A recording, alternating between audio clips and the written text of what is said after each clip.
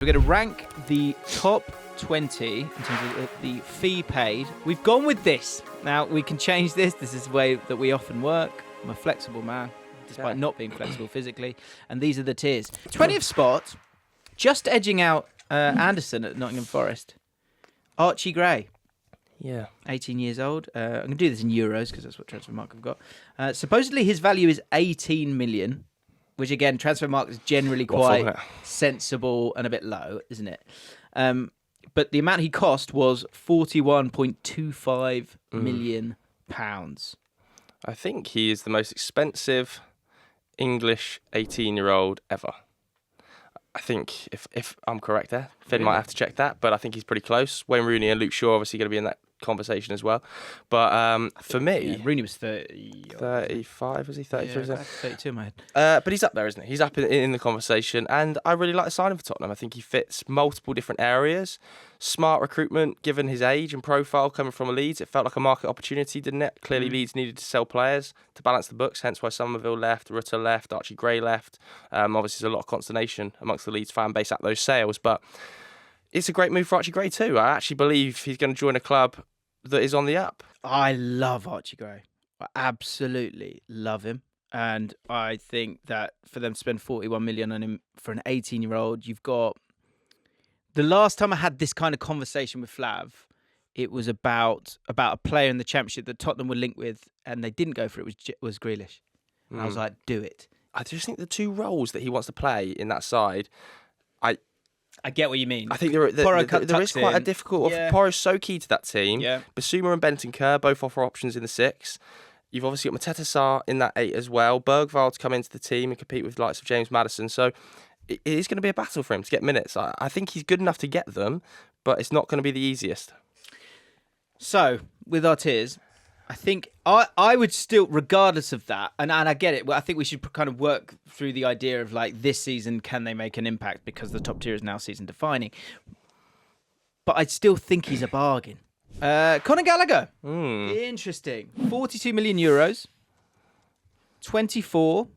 He's gone from Chelsea to Atletico Madrid. This is a funny one. I mean, from Atletico Madrid's point of view, I think it's a great signing. I think he'll fit perfectly. He'll fit Simeone ball. I think he'll be perfect there. And I think you'll see the best version of him utilising the strengths he has. You know, being the legs in a midfield and allowing other players to do those other bits and enjoying the dirty work, much in the image of his manager. Playing a little bit higher up the pitch as well, Atletico, which I actually think suits him a little bit. I've always thought the best version of him was Crystal Palace. Yeah. And he was a pressing forward. And really. I think that's what they're going to utilise him as. Yeah. Especially with the likes of Koke and Barrios and Llorente and behind. I think like the legs can be used in that first phase of press for Conor Gallagher, and that's where he's super effective. How do you feel about... Do you think Chelsea have made a mistake letting him go? No, I think it's a shame, and I think the treatment of the situation, the handling of the situation in general, left a lot to be desired. I don't think it was particularly pretty the way he was having to return from hotel trips and did his medical, came back. But sometimes that's just the way things roll, isn't it? That's the way things happen when deals are collapsing with the likes of Samu Omarodian. Do you know what I would say as well? I think he is a £40 million player. You know, going back to what we were saying at the start, I think that's a good spot for him. So I think this would have been good for a pointless one. But good, but is it good? I wouldn't say it's a bargain, and I wouldn't say it's season defining. It's good, but is it good? Time will. Because there's still question marks about it, isn't there? Yeah, for sure. Gear change. 28-year-old Ivan Toney, 42 million euros. He's had his leaving drinks. Don't know if you saw that. He said that flights are on me. For all his friends, which you'd bloody hope so. Incredible amounts of money. But from a career position, it feels like a mistake to me.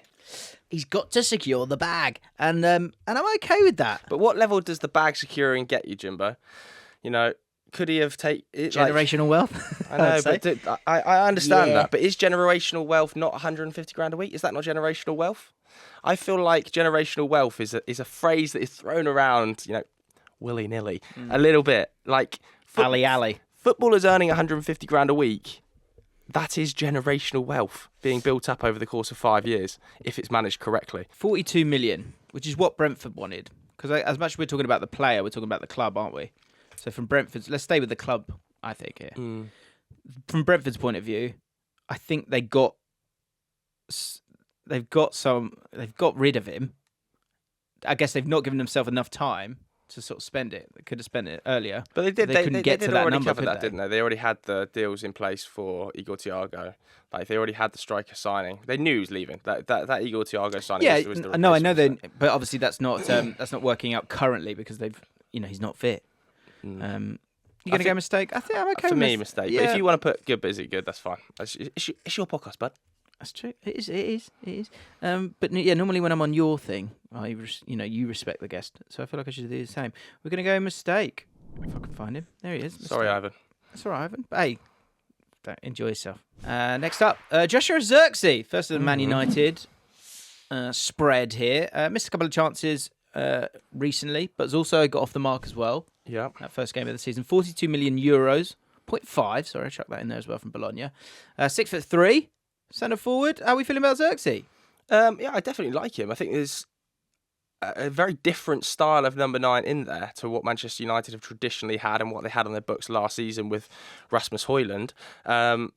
Given that he wants to drop deep very clearly, he wants to play his football in and around sort of the edge of the box to the halfway line, link play. And the positive for United is it offers something different.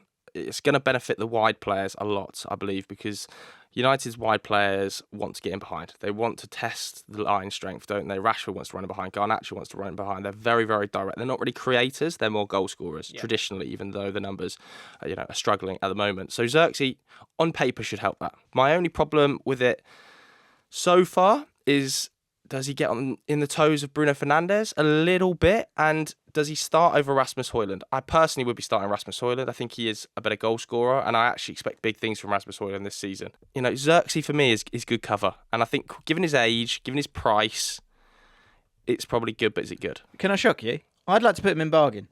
I think 30 mil. Hang on. 42 mil. 42 mil. 42 mil. I think that's good. I think he's good. I rate him. I'll bow to you there, mate. I'm perfectly happy to do that. Ian Maatsen, the only left back in the top 20. 44.5 million euros. Transfermarkt has him down as a 40 million euro player. He's 22. Of course, came from Chelsea. I get it, and I like him. I'm a huge fan of Ian Maatsen. I think Moreno was always going to be shifted out, and I think that move to Forest actually kind of suits every party involved. I think, given the injury record. True. And Ola Aina, I think, is a really, really good player. So having some competition for him is only going to improve him. Maatsen brings the age right down. I think people forget that Digne is not 23, 24 anymore. Like, he's been around an awful long time. And he was absolutely exceptional at Borussia Dortmund. He also offers something very different to Luca Dean in that he can invert into midfield very, very well. And Borussia Dortmund, especially in domestic league play, got the best out of him in that role. I expect in the long term he will definitely take that mantle up. It's probably just a case of learning Unai Emery's system. I think if you've got the money, if you've got the space to spend that money on a left back, you want a 22-year-old. This is an exceptional signing. He's amazing. Played loads and loads of games. He's amazing. Yeah, I agree. Yeah, I think it's a bargain, mate. To be honest with you, what's the top tier? Season defining. I don't think he'll be season defining because he's not a left back. I also don't think he's going to play every game. I think he'll be bedded into that team nice and slowly. I think Unai Emery's a smart enough coach to make that happen. So we'll go with bargain. I think bargain. Yeah, I think it could be a bargain. Despite long term undercover bargain. 15th, Calafiori. Bargain. Yeah, you're going hard on Calafiori. Yeah, I like Calafiori. I think it is an issue that Arsenal had last season in that left-back role defensively. Really, really surprised that Liverpool weren't in for Ricardo Calafiori. I think he would have been perfect in that left-back, centre-back hybrid role in the Arne Slot system. But Arsenal stole a march there. They must have had a really good pitch because there would have definitely been Italian teams interested in him. And I just think that he won't demand being the man either. Timber's going to want minutes there. You've got the opportunity to play Zinchenko against the smaller teams who are going to sit deep and he can break them down. I think Calafiori is the kind of player that will come in and be like, okay, I'll bed myself into this team slowly. He seems like he's got an unreal attitude and he's a really good defender. He's also like 6'3", isn't he? Another one of Arsenal's big boys. Matthijs de Ligt. Not our last Man United centre-back. Went and bought 2. 45 million euros. He's 25. I know that like second half against Liverpool he struggled, and I you thought he felt looked great first half, though. I think second half he looked quite tired, and that probably comes from being exposed constantly to runners in behind. But first half, especially that first 30 minutes before the goal, when United actually had some semblance of structure, he was really good. He looked really calm, composed on the ball, very physical. The one thing I will say about him is he does feel physically ready for the Prem, doesn't he? Like he feels strong, like tall, like he's going to win his duels. The issue is going to be with him that every centre-back United have is just constantly exposed to runners in behind and players running at them, and that makes them quite memeable. You know, it's the same with... Very interesting point. Yeah. It's the same with Maguire in that when players are running at you, fast, direct attackers, they can make you look silly by skipping past you because they are at the elite level. A proper structure means that they aren't just running continuously at you and doing tricks against you. So I think there will be a couple of moments this season where De Ligt will be memed for making a mistake. But I think that will partially be down to the wider system at work. I think overall, this will prove to be a very good signing. I would say a centre-back should be at his best, really, from 25 to 32. Yeah, I agree. So you're getting his best years. I agree. I think he's actually a good age. Yeah. United traditionally have gotten 29-year-olds here. I think he's probably only just turned 25 as well. I think that's absolutely fine for 45 million euros. Can I chuck it in? I think it could be season defining. Really, De Ligt? Because I think you need him. You can't just have one guy. And I think agree. What I would say as well is like Yoro could fly, right? But he has to have someone with him. And Martinez, is he going to be fit all the time? And if it's not going to be him, then people would have been nervous about him and maybe Maguire, rightly or wrongly. And I think De Ligt, I think he could be really huge for them. I think it's my favourite signing on the list so far. Georginio Rutter. Now, this goes one of two ways. This could people are really, really excited about him, and I get it because he is fun. He's a really, really fun player. Again, another one for people. I'd love to know Leeds United's fans' thoughts on him. I think it's one where they would be desperate for him to stay because he's phenomenal in the Championship last year for him. But he also sort of he's got a bit of a he's a bit of a live wire in the sense that he can make amazing things happen, but he can also probably frustrate a little bit as well.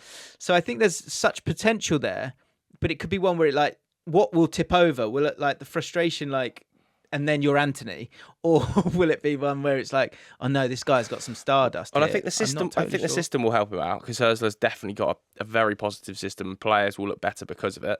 I'm more interested to see where he plays. I like Minter on the right. I think they've got some really high-level attacking talent in the likes of Enciso. Danny Welbeck is clearly a player that works in systems. There's a reason De Zerbi loved him. There's a reason he starts under Ursula. Rutter is not a shot monster. He's not an XG monster. He's not an out-and-out 9. So, maybe they'll come as a 10. I'm really interested to see where his minutes come in this system. I'm not going to put it in mistake, but I think it's in good. But is it good just because of the question marks about where his minutes come from? I agree. No doubt he's talented. Absolutely, no doubt he's amazing talented. Player. But is it the right fit? It's good. Is it good? Max Kilman, 47.5 million euros. I love Max Kilman, man. I think he's a massively underrated defender. I was listening. This is the best signing of West Ham's window. Really? I think so.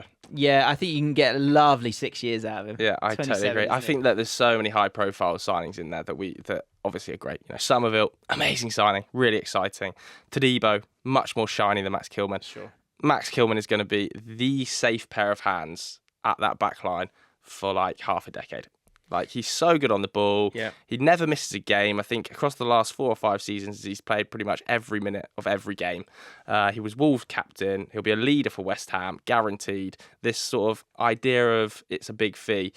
Yeah, on the surface of it, but when it's spread across his West Ham career, by the time he wraps up, people will go, it was worth it though, wasn't it? Yeah, I agree with you totally. I think it's a great one. I think he'll do. He's had a year with Dawson as well. Yeah. So he'll be able to. He'll know West Ham before he's even there. Bargain. He's not really a bargain though. I like him as enough to put him in season defining. Honestly, if West Ham do well, I think he will be the fulcrum of their success at the back. Great use of the word fulcrum. Manuel Ugarte. 50 million euros. Questions. You talk about memeable. He's going to have a day where he does a Casemiro. Everybody in United team does, don't they? But he will have a day, man. Like we were sort of drilling down on him because obviously we could see he was getting over the line, and he's not outrageously press proof. I don't think I'm quite hot on Ugarte.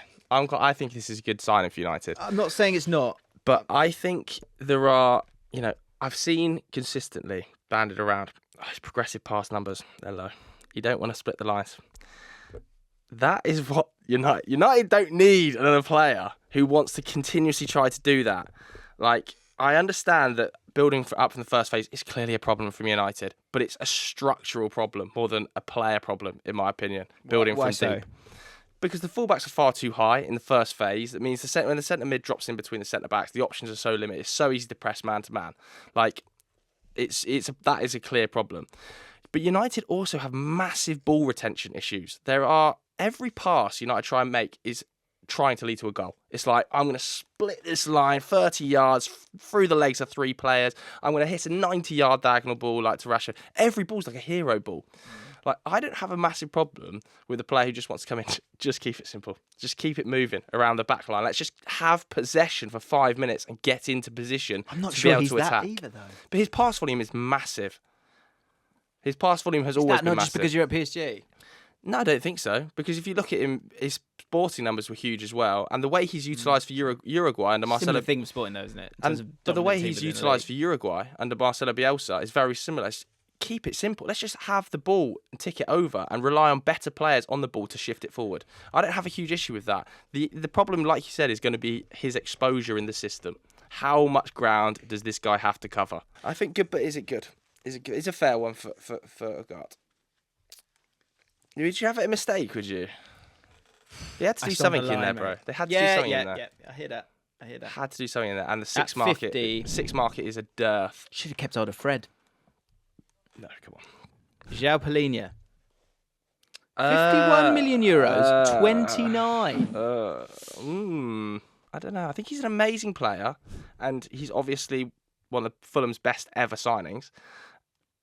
But, like, I feel like Bayern Munich want the ball to such a level and dominate the ball to such a level that he's maybe not as necessary as if he'd have gone to another club. I get what you're saying. I think where we'll see the truth with him, I like it. As a broad point, 29 and 50 mils feels like a lot this window.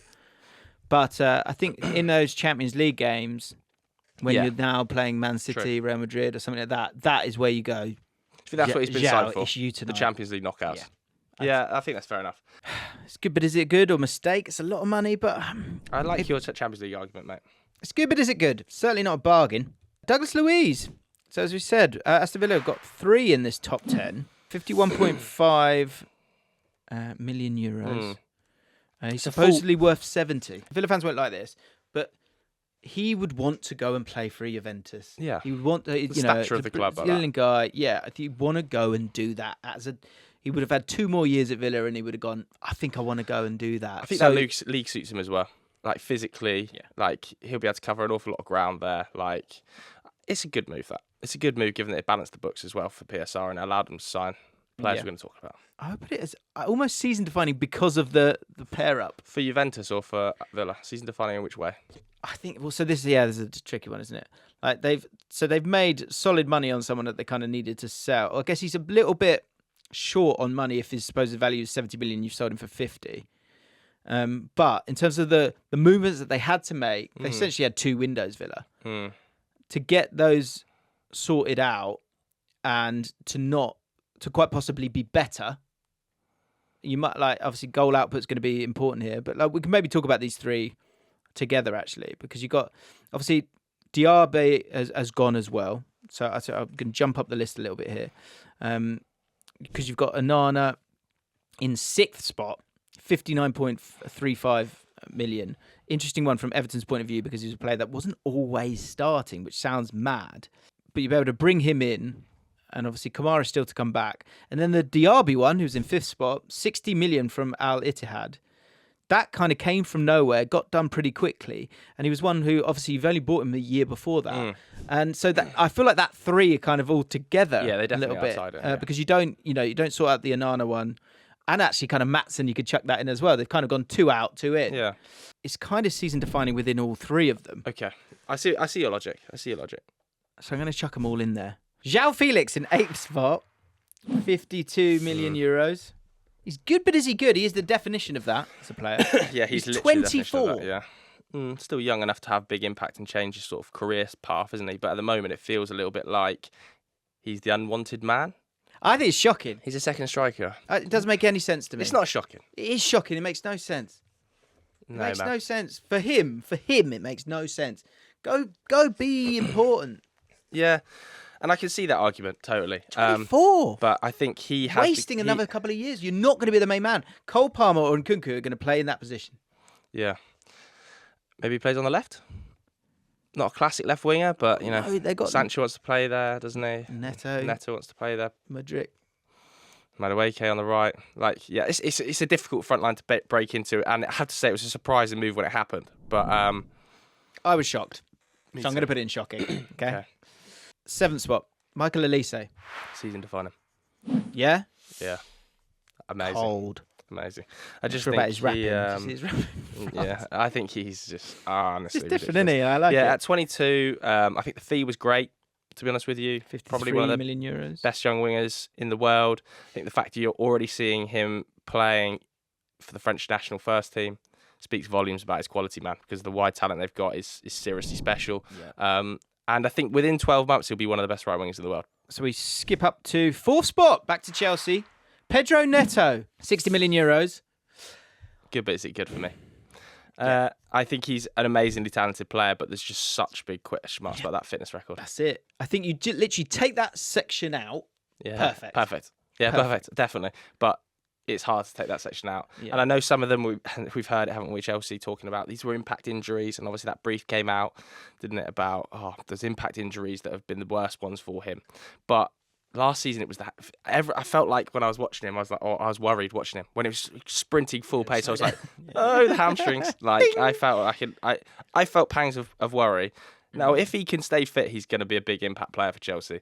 But again, is he a starter? A lot of Chelsea fans even would have said, well, you never know, Madueke might be a player that could be sold here.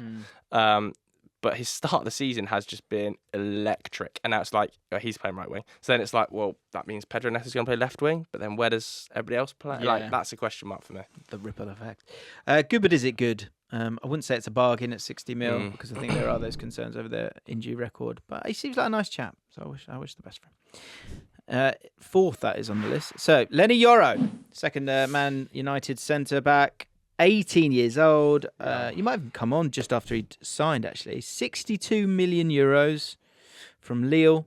Hard to say, isn't it? Because we haven't seen him play enough, really. Like, I haven't watched enough of him at Lille, to be honest with you, to have a concerted conversation about his quality. It must be an extremely high ceiling, given the clubs that were interested in him and the sort of chat we were hearing. But as we sit here today with him with a broken metatarsal, not being able to play minutes, it's like, well, we're just not too sure. Yeah. Fingers crossed he's amazing. I think... he probably will be. Look, at 18... The raw talent's there. Yeah, I think at 18... I'm happy to go...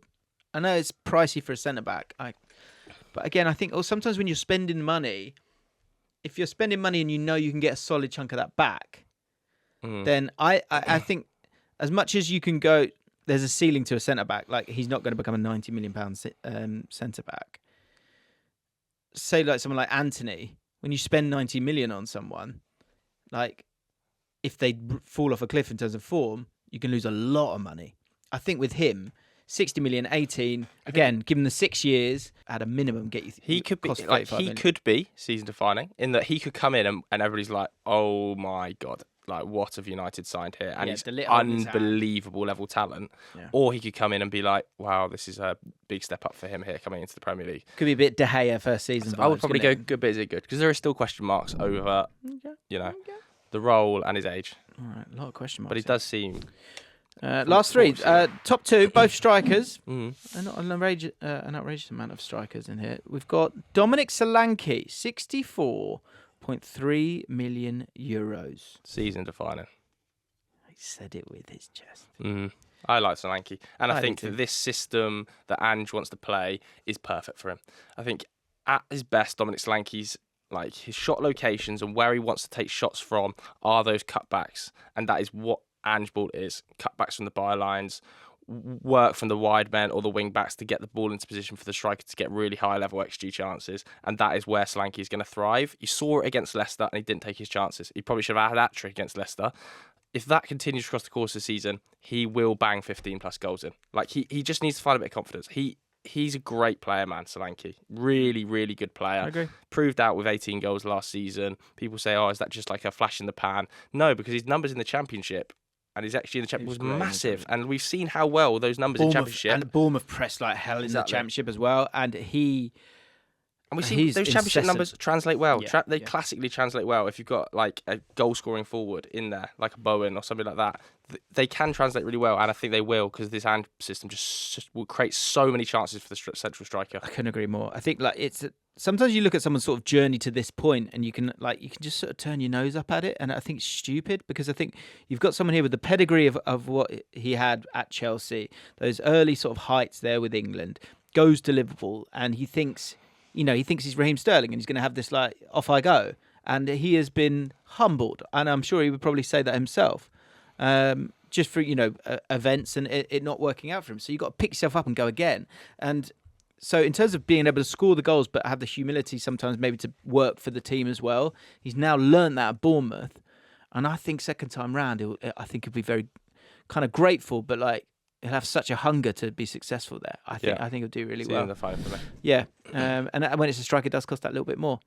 Season defining, I agree. And lastly, the most expensive signing of the summer transfer window, Julian Alvarez, 75 million euros. Shocking. Really? Fatal mistake, innit? What? Yeah, for me anyway. Where are you getting that from? I don't love it. You're not sure about him, are you? I think he's all right. Yeah, I think he's all right. I think he's 24. Good system player.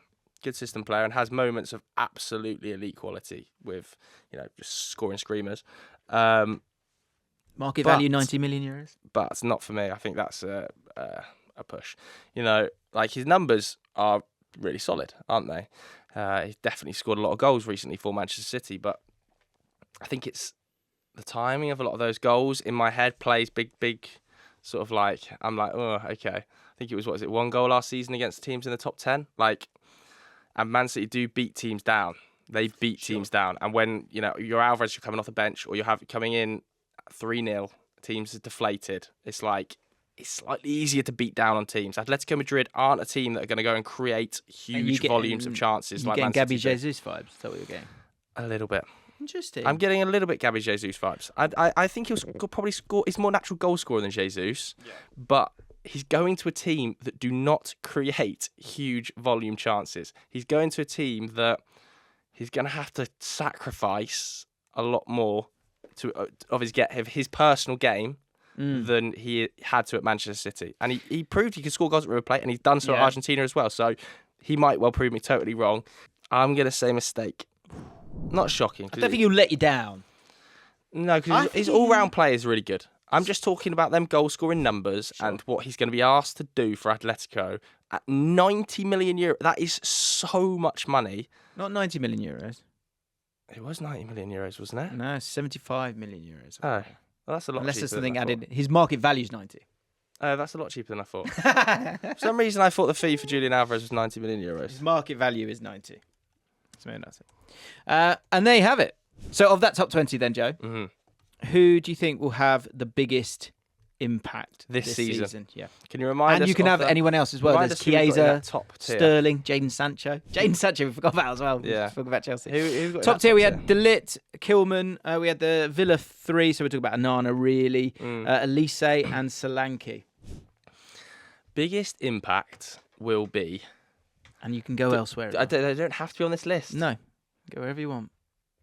Go Smith Rowe. Might be Ilkay Gundogan. A lot of people did put him forward, But of this list, I'm going to go Dom Solanke. Like that. I think Solanke will score the most goals of any player on this list. I'm going to go with this one. So in terms of being season defining, it's slightly different. I don't know if he's going to do well or not, but he will define their season. However well Fulkrug does, that will define West Ham's season. Do you think he's going to play? I think he should be bloody playing. Yeah, I agree, but I don't know.